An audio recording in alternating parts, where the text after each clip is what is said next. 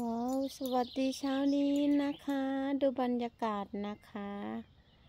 บรรยากาศงามจังเลยนะคะอุ้ยบรรยากาศหมอกนะคะหมอกออกมาเช้านี้นะคะทุกคน อันนี้6 โมงเช้าของฟินแลนด์นะคะอันนี้6 โมงเช้าของฟินแลนด์เลย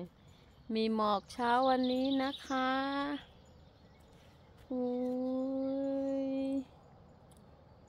ตื่นขึ้นมาเช้านี้มีแต่ความสุขทุกคนทุกท่านนะคะหมอกสวยงามมากเลยนี่คือส่วนหนึ่งนะคะวันนี้เช้า